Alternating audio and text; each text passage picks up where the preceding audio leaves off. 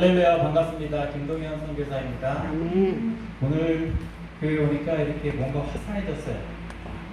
하나님이 헤븐 얼스 선교센터 미션센터를 사랑하시고 또 멘토링 고구마품을 사랑하셔서 돕는 자를 보내시고 환경을 열어주실 줄을 믿습니다. 아멘. 오늘도 제가 섬기고 있는 이 세속교회 김태환 목사님이 설교 중에 죄에 대한 내용을 가지고 죄의 중익이라는 제목으로 은혜를 나눠보도록 하겠습니다. 방송으로 보시는 분들이 계시기 때문에 설교 본문을 한 번 더 읽어드리겠습니다. 로마서 7장 21절에서 23절 말씀입니다. 그러므로 내가 한 법을 깨달았더니 곧 선을 행하기 원하는 나에게 악이 함께 있는 것이로다. 내 속사람으로는 하나님의 법을 즐거워하되 내 지체 속에서 한 다른 법이 내 마음의 법과 싸워 내 지체 속에 있는 죄의 법으로 나를 사로잡는 것을 보는도다. 하나님의 은혜를 입어 은혜와 진리이신 예수 그리스도를 경험한 사람들은 은혜가 그 삶을 지배해야 합니다. 그런데 눈을 돌려서 우리의 현실을 바라보면 여전히 우리의 삶을 죄가 지배하고 있는 것으로 보입니다. 진짜 믿음을 경험한 성도들조차도 죄에서 자유하지 못한 것이 현실입니다. 만약에 나는 죄 때문에 별로 불편함이 없다라고 생각하는 사람은 아직 진정한 복음을 경험하지 못했거나 무엇과 같은 잘못된 교리에 빠져있을 가능성이 아주 큰 사람입니다. 왜냐하면 진정한 성도는 믿음이 성장할수록 죄에 더 민감해지기 때문입니다. 오늘 본문에 하나님에게 그렇게 쓰임을 받았던 사도 바울조차도 죄에 대해 탄식을 했는데요. 그렇다면 왜 성도의 삶에는 예수 그리스도를 영접한 이후에도 죄로부터 자유하지 못할까요? 그 이유를 알기 위해서 우리는 성경에 나온 구원의 세 가지 시제를 이해할 필요가 있습니다. 구원은 구원이지, 구원의 세 시제가 뭐냐고 하시는 분들이 계실 수 있는데요.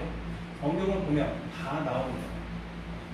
창세기부터 요한계시록까지 성경 전체를 통해서 말씀하신 구원을 표현해보자면 우리 성도들은 구원을 받았고 구원을 받고 있고 또 구원을 받을 것입니다.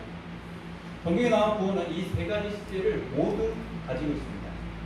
좀 더 자세히 말씀드리자면 창세전에 하나님 백성을 예정하시고 우리가 태어나기 전부터 우리를 구원해 주셨고 우리 각자의 인생을 통해서 우리의 구원을 이루어 가시고 또 하나님은 완전하시고 실수가 없으신 분이기 때문에 구원을 반드시 완성해 내신 것입니다. 그래서 우리는 이미 구원을 받았으나 아직 구원을 이루지 못한, 영어로 하면 already not yet, 이미와 아직을 살아가고 있는 것입니다.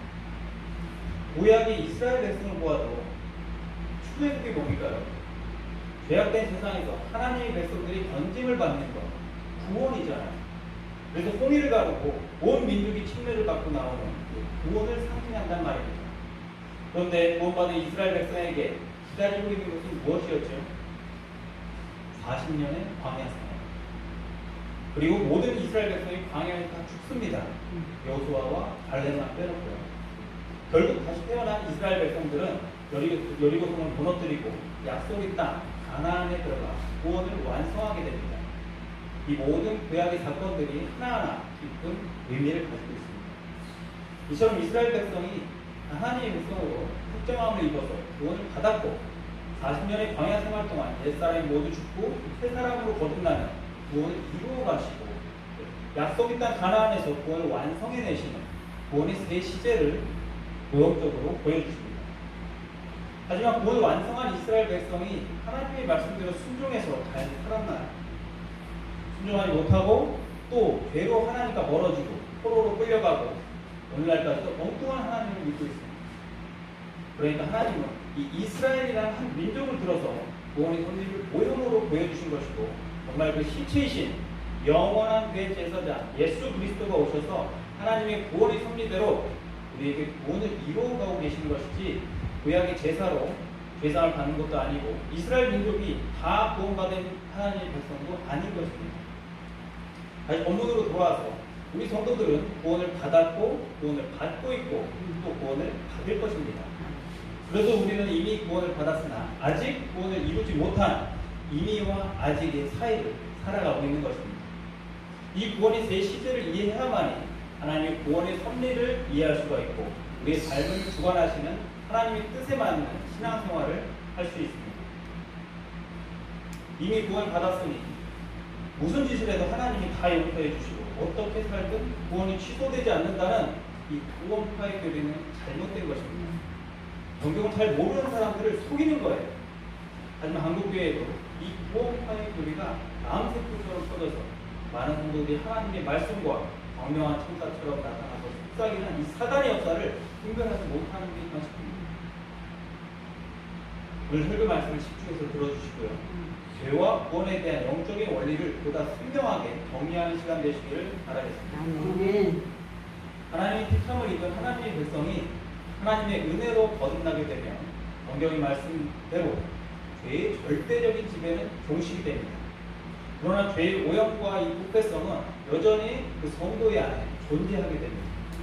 그래서 성도의 삶 속에 나타나는 죄의 지배는 죄의 상대적인 지배라고 이야기합니다.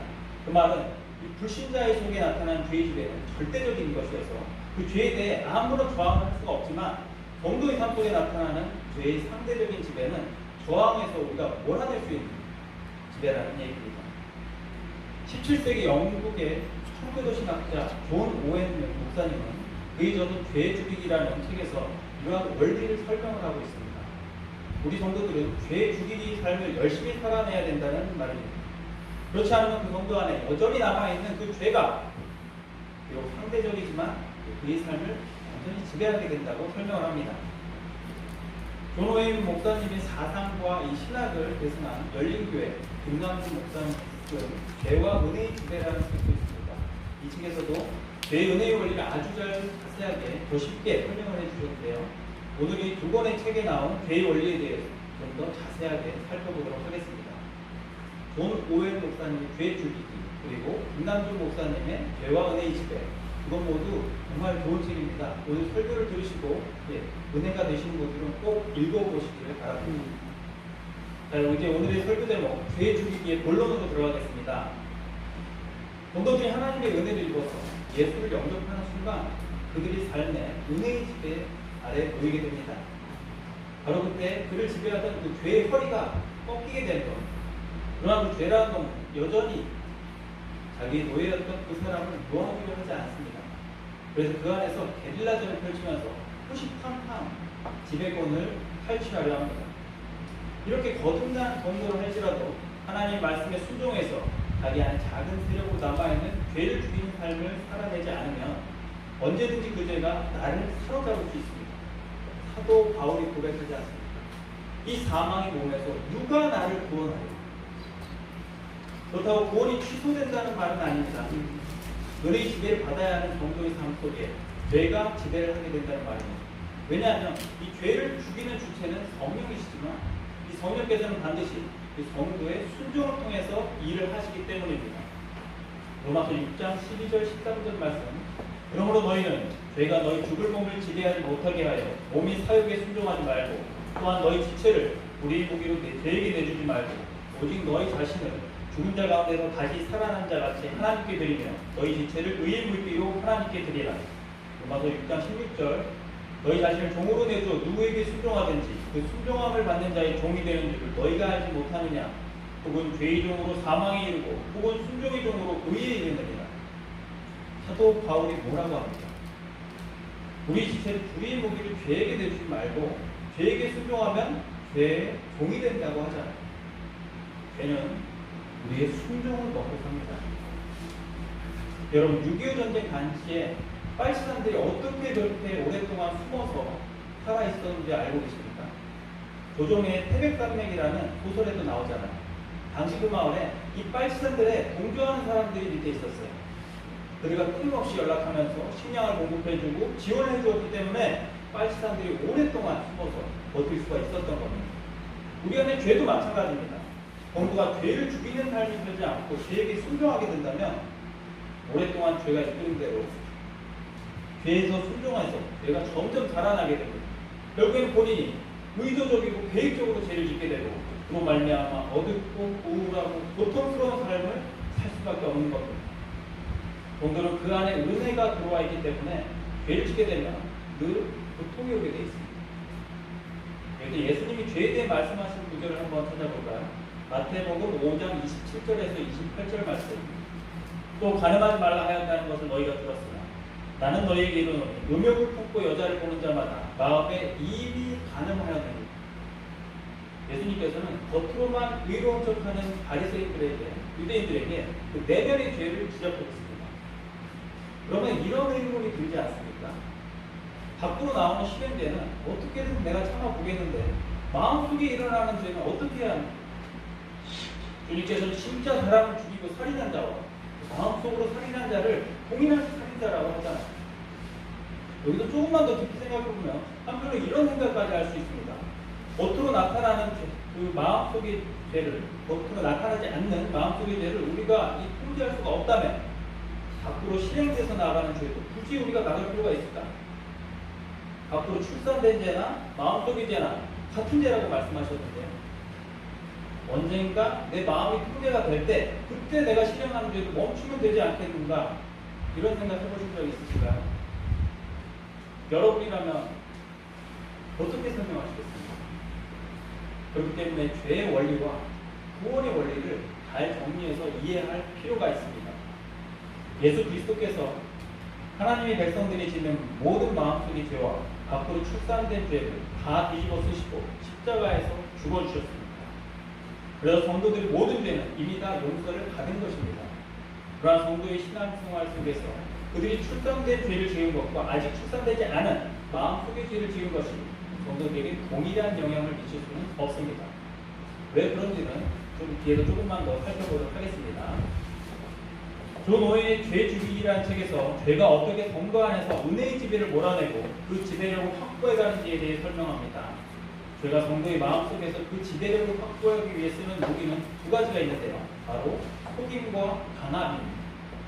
먼저 속임에 대해서 알아보겠습니다. 죄가 성도를 속이는 것은 크게 세 가지 방식으로 이루어집니다. 첫째로, 죄는 자신의 궁극적인 목표를 속입니다. 죄의 궁극적인 계획은 단순히 그 성도로 하여금 개별적인 그 죄를 짓게 만드는 것이 아닙니다. 죄의 궁극적인 계획은 그러한 개별적인 죄를 통해서 성도의 영혼은 지배력을 확보하는 것이 있습니다. 둘째로, 죄는 용서하시는 은혜의 원리를 자의적으로 적용함으로써 성도를 속입니다. 성도가 죄를 죄로 인식하게 되면 고통이 와요. 그러나 그 죄는 성도에게 내가 죄를 범한다 할지라도 하나님께서 쉽게 용서해 주실 거야 라고 은혜의 원리를 자의적으로 적용을 시켜버려요. 구원파의 교리가 그러잖아요. 나는 구원을 받았으니 나는 어떤 죄를 지어도 하나님이 용서해 주시고 구원해 주실 거야. 한국교회 성도들 중에도 자기 스스로 이렇게 생각하고 신앙생활 하시는 분들이 의외로 많습니다. 죄를 용서해 주시는 하나님도 맞고 끝내는 구원을 이루어 가시는 하나님도 맞지만 그 은혜를 경험한 사람들은 그리로 갈 수가 없다니까요. 죄의 길로 갈 수가 없는 겁니다. 로마서 6장 2절, 그럴 수 없는 이라 죄에 대하여 죽은 우리가 어찌 그 가운데 벗어날리요? 라고 말씀하시잖아요. 우리가 구원을 받았다면 반드시 하나님은 구원을 이루어내십니다. 할렐루야. 아멘. 우리가 구원을 받았다면 엄밀히 우리에게는 모든 길이 다 열려있는 거랑 다름없어요. 여기까지는 구원파랑 똑같습니다. 그래서 그럴듯해 보이죠. 하지만 그 죄를 몰라서 못 짓는 게 아니라 내게 모든 것이 가능하고 내가 할 수도 있지만 은혜의 지배하에 있는 우리들은 죄의 길로 갈 수가 없는 겁니다. 그럼에도 불구하고 거기로 가는 사람들은 처음부터 하나님의 백성이 아닌 가짜들이란 말이에요. 그래서 구원파의 교리가 가짜인 겁니다. 불교나 이슬람 뭐 이런 다른 종교를 말하는 게 아닙니다. 교회 안에 진짜인 척하고 앉아있는 가짜들이 있다는 거예요. 그래서 말씀으로 비추어 분별하는 것만이 유일한 길입니다. 내가 곧 길이요 진리요 생명이니 나로 말미암지 않고는 아버지께 올 자가 없느니라.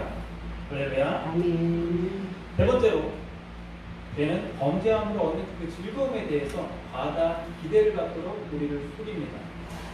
죄는 성도를 유혹하면서 성도가 하나님 앞에 갖게 될 그 죄책감보다 죄를 지음으로써 얻게 되는 즐거움이 더 클 것이라는 이 과장된 기대를 심어줍니다.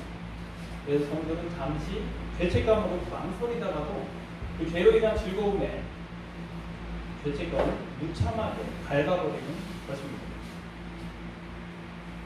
두 번째로, 죄가 성도 안에서 지배력을 확보하기 위해 쓰는 무기는 강압이라는 무기가 있습니다. 이 강압은 집착과 두려움으로 나타나는데요. 먼저 죄의 강압은 범도로 하여금 이 죄의 욕구를 유지함으로써 느끼는 그 은밀한 마음의 즐거움에 집착하게 할 뿐 아니라 동도가 죄의 실행이 주는 그 즐거움 때문에 지금 실행하고 있는 그 죄악을 그만두지 못하게 힘을 가합니다. 그리고 죄의 강압은 그 욕구를 거절하거나 죄의 실행을 그친 후에 다가올 미래의 상황에 대해 두려움을 심어줍니다. 죄 가운데 있는 성도는 하나님을 인식하고 두려움을 갖게 됩니다. 그런데 죄의 실행이 주는 즐거움이 그 두려움을 잠시 잊어버리게 됩니다. 그런데 죄는 성도가 그 죄를 그치게 되면 그 하나님에 대한 두려움이 고스란히 자기에게 임하게 될 것이라고 마음속에 위협을 하는 겁니다. 이 두려움 때문에 죄는 더 은밀한 곳으로 숨어 들어갑니다. 드러나지 않게 아무도 모르게 죄를 짓습니다. 죄에게 순종함으로 죄의 종이 되어 갑니다. 이렇게 속임과 강압, 바로 죄가 여러분 안에서 지배력을 확정하고 확보하기 위해서는 중요한 무기인 것입니다. 그러면 이 속임과 강압을 우리가 어떻게 막아낼 수 있을까요? 먼저 속임에 대항하기 위해서는 총명이 필요하겠죠. 여러분이 성경을 근거로 죄가 어떻게 성도들을 미혹하며 어떤 행동을 누르고 있는지를 잘 공부하셔야 합니다. 따라서 죄의 강압과 속임에 대항하기 위해서 우리 성도들은 끊임없이 진리이신 예수 그리스도의 복음이 기록되어 있는 성경 말씀과 교리들을 열심히 탐구해야 하며 하나님의 말씀에 순종해서 죄를 죽이겠다는 우리의 의지를 발휘해야 합니다. 그러니까 말씀 붙들고 기도하지 않는 성도들은 죄를 이겨낼 힘이 없습니다. 죄를 이겨내려면 죄를 알아야 하잖아요. 그러면 죄가 뭡니까? 세상의 윤리, 도덕, 법적인 죄를 말합니까? 아니잖아요. 성경이 말하는 죄는 하마르티아, 하나님의 말씀을 벗어난 죄를 말한단 말이에요. 그렇다면 이 죄를 판단하는 기준 자체가 이 하나님의 말씀이잖아요. 그런데 이 말씀이 없이 도대체 무엇으로 죄를 분별하겠다는 겁니다. 나의 지적인 생각과 기준으로요? 그렇다면 내가 하나님이 돼. 성경은 내가 하나님이 되는 것을 우상을 섬기고 있다고 경고하고 있습니다. 이 세상 어떤 사람도 말씀이 없이는 내 속의 죄를, 이 마귀의 계기를 절대로 이길 수가 없습니다. 마귀가 여러분 머리 꼭대기에 앉아서 생각과 말과 행동을 다 들여다보면서 죄의 길로, 사망의 길로 우리를 끌고 가고 있습니다. 저도 이 설교를 준비하면서 얼마나 힘들었겠습니까? 왜냐하면 저도 매일 죄에 넘어지거든요. 제가 이 설교를 해도 되나 몇 번을 기도했습니다. 제가 완전히 성화된 삶을 살고 있어서 드리는 말씀이 절대로 아닙니다. 저도 말씀을 준비하면서 은혜 받고 어쩌면 너는 죄인 중에 괴수라서 네 입으로 직접 죄에 대한 설교를 해봐야 정신 차릴 놈이야 라고 생각하시고 저를 이 자리에 세우셨을 수도 있어요.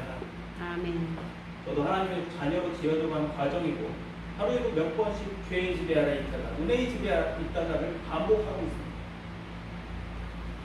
그럼 이제 죄의 지배 아래 있는 성도에게서 나타나는 징후들은 어떤 것이 있는지 한번 살펴보겠습니다. 여러분들이 이 징후를 들으면서 나는 대부분 죄의 지배 아래 있는가, 은혜의 지배 아래 있는가를 잘 분별해 보시기 바랍니다. 아멘. 첫 번째로 죄의 지배 아래 있는 성도는 말씀을 통해서 영향을 받으려 하지 않습니다. 죄의 지배에 있는 사람들은 하나님의 은혜의 말씀이 그 속에 떨어지면 기쁘고 행복한 것이 아니라 오히려 부담이 되기 때문입니다. 반면에 은혜의 지배 아래 있는 성도들은 자발적으로 하나님의 말씀이 자신의 삶에 강력하게 영향을 미치기를 원합니다. 아멘. 그리고 말씀이 손속에 있는 자리에는 무슨 일이 있어도 빠짐없이 참석합니다. 그러나 죄의 지배 아래 있는 사람들은 하나님의 말씀을 통해 영향을 받고 싶은 마음이 사라집니다. 그래서 그들은 말씀이 선포되어지는 예배나 성경 공부에 전혀 관심이 없어요. 그러한 게으름과 나태함은 점점 깊어져서 어느 순간 말씀을 공부한 자리에 빠지고 예배에 빠지는 것이 아무렇지도 않게 됩니다. 두 번째로 죄의 지배 아래 있는 성도는 죄책의 인식에 거의 영향을 받지 않습니다. 이미 알고 있는 지식에 대해서 자신이 행하고 있는 일이 죄라는 사실을 알고 있음에도 어느 순간부터 죄에 익숙해져서 죄책감을 느끼지 않습니다. 그러면 사람 자체도 불행하고 하나님도 그 자식을 보면서 아파하신다는 말입니다. 세 번째로 죄의 지배 아래 있는 성도는 다른 사람들의 죄를 아파하지 않습니다. 성도가 은혜의 지배 아래 있을 때는 자신만 거룩한 삶을 살아갈 뿐 아니라 다른 사람을 향해서도 같은 기대를 갖게 됩니다. 그래서 다른 사람들이 죄를 짓는 것을 보거나 들을 때 마음이 아파져요. 그런데 죄의 지배 아래에 있는 사람들은 남들이 죄를 짓는 것을 보고 기뻐합니다. 박 집사가 그랬대, 김 집사가 그랬대 하면서 말 전하는 사람들 있죠. 여러분, 뉴스의 사회면에 왜 이렇게 범죄에 대한 기사가 많은가? 그것을 즐겨보는 사람들이 많다는 이야기입니다. 세상 사람들이 관심이 없으면 언론사가 보도를 하지 않지 않을까요? 남이 죄를 즐기는 것도 죄의 지배 아래에 있다는 증거입니다. 네 번째로 자신을 향한 하나님의 불쾌감이나 아픔을 인식하는 그 마음의 신령한 지각들이 사라져버립니다. 정도와 은혜의 지배 아래에 있을 때는 수시로 자신의 마음이나 행동에 대한 하나님의 좋아하심과 싫어하심을 예민하게 느껴집니다. 다섯 번째로 죄의 지배 아래에 있는 성도는 특정한 악에 대해 계속 상상을 하게 됩니다. 죄는 제일 먼저 성도의 생각을 공격합니다. 생각을 통해 들어온 죄는 상상을 통해서 사고 기능에 관여하기 시작합니다. 성도가 어떤 범죄를 지속적으로 상상한다는 것은 죄를 짓고 싶은데 그것을 행동으로 옮길 수 없도록 우리 환경에 의해서 제약을 받을 때 나타나는 현상입니다. 여섯 번째로 죄의 지배 아래에 있는 사람은 죄 주변의 방편들을 소홀히 합니다. 하나님께서 성도가 자신 안에 내재하는 죄를 죽이면서 은혜 아래 살게 하는 수단들을 이미 주셨습니다. 바로 말씀과 기도입니다. 은혜 아래 있는 사람들은 그 은혜가 지속적으로 자신의 삶 속에 영향을 미치게 하기 위해서 하나님께서 은혜의 전달 수단으로 주신 말씀과 기도를 아주 소중하게 생각하고 실행에 옮깁니다. 아멘. 그렇게 해서 은혜가 부어지게 되면 자연스럽게 죄가 세력을 잃게 되는 것입니다. 그러면 성도가 그렇게 죄의 지배를 받고 있을 때 어떻게 우리가 구체적으로 대처를 해야 되는지 알아보겠습니다. 지금 말씀드린 죄의 지배는 불신자들이 절대적인 지배가 아니라 성도들의 상대적인 죄의 지배를 말씀드리는 겁니다. 먼저 총명에 대한 부분입니다. 만약 여러분이 지금 죄의 지배 아래에 있다는 것이 확인되었다면 여러분은 오늘 이 죄의 지배의 원리를 생각을 하셔야 됩니다. 죄를 알아야 우리가 싸웠잖아요. 성경에 보면 죄와 피 흘리기까지 싸운다고 하지 않습니까? 우리가 죄의 지배를 벗어나기 위해서는 우리가 맞부터 싸워야 하는 죄에 대한 이 정의된 지식이 필수적입니다. 성경은 분명히 말합니다. 우리가 성도라는 확인만 있다면 현재 성도가 아무리 심각한 죄의 공격을 받고 있다 할지라도 그것은 죄의 잠시적이며 폭동적인 사건이지 절대 그 죄가 영구적으로 우리를 지배할 수가 없는 겁니다. 그러니까 우리는 중도에 좌절하거나 포기해서는 안 됩니다. 끝까지 피 흘리기까지 싸우다 보면 반드시 그 죄의 세력은 물러나게 돼요. 어둠이 절대로 빛을 이길 수가 없습니다. 아멘. 여러분 정말 벗어날 수 없을 것 같은 죄와 싸우겠다고 의지를 발동해 보신 적이 있습니까? 혹시 그 죄가 얼마나 무섭게 무너지는지 경험해 보지 않으셨나요? 단지 우리 성도들이 그 죄를 물리치려고 의지 발동을 하지 않는 것이 문제인 것입니다. 죄의 세력은 잠시 우리를 장악할 수 있지만 우리가 하나님께 순종하고자 하는 의지를 발동해서 이 죄 죽이기에 나서면 이내 그 죄는 허물어지게 되었습니다. 왜냐하면 우리가 하나님께 순종하고자 하는 의지를 발동하게 될 때 그 죄과는 비교할 수 없는 은혜의 능력이 우리에게 임하기 때문입니다. 아멘. 할렐루야. 아멘. 또한 여러분은 은혜의 교리에 대해서도 확실한 정리를 하고 계셔야 됩니다. 성도가 정욕의 불길처럼 일어나서 죄의 지배를 받게 되면 성도로 인해 자기 안에는 은혜가 전혀 없고 다시 온통 죄덩어리라는 자각을 하게 됩니다. 그러나 성도가 아무리 극악한 죄의 지배를 받고 있다 할지라도 그 성도 안에 있는 하나님의 은혜가 완전히 소멸할 수는 없습니다. 그렇게 되면 하나님의 구원의 계획은 실패하기 때문입니다. 은혜의 불길이 거의 꺼져가고 작은 불씨만 남아있는 그런 처참한 상황이 될 수도 있습니다. 경경에 보면 꺼져가는 심지를 끄지 않는다고 말씀이 나와 있잖아요. 그 은혜의 불씨는 성도의 순종과 죄와 싸우겠자 우리의 의지를 에너지로 삼아서 다시 활발 타는 은혜의 불길로 살아나게 되는 것입니다. 아멘. 이게 성경이 이야기하는 것입니다. 그러니까 우리가 포기하면 안 되는 거예요. 반드시 은혜의 불길은 살아나고 죄의 세력은 사라지게 되어 있습니다. 아멘. 그리고 자신이 죄의 지배 아래에 있다는 것이 확인이 되면 예수 그리스도를 깊이 생각해야 합니다. 자신이 죄가 너무 커서 이제는 어떠한 희망도 없다고 생각된 적이 있으십니까? 예수께서 무엇 때문에 이 땅에 오셔서 십자가를 지고 죽으셨는가를 기억하십시오. 우리의 이 어찌할 수 없는 죄 때문에 하나님이 아들을 보내신 거 아닙니까? 할렐루야. 아멘. 그리고 마지막으로 자신이 죄의 지배 아래에 놓여 있다는 것이 확인이 되면 자신으로 하여금 그렇게 죄 가운데 살도록 도우는 이 삶의 환경을 정리하고 정돈해야 됩니다. 복종의 의미에서 삶을 정돈한다는 것은 자신으로 하여금 죄에서 가까이 다가가게 하는 이 환경으로부터 스스로를 격리시키는 것이고, 적극적으로는 죄를 이길 힘을 얻게 하는 은혜의 방편과 그를 실천할 환경에 자신을 가까이 두는 것입니다. 마지막으로 존 오웬의 죄의 죽임이라는 책을 보면 죄의 죽임과 비슷하긴 한데, 이 죄의 죽임이 실천이 아닌 것, 우리가 오해하고 행하고 있는 것들 6가지를 제시하고 있습니다. 살펴보고 마치겠습니다. 첫 번째, 죄를 죽인다는 것은 죄를 숨기는 것이 아니다. 두 번째, 죄 죽임은 단지 본성을 조용하게 만들고 침착하게 개선시키는 것이 아니다. 세 번째, 죄에 대한 간헐적인 정복이 죄의 죽임은 아니다.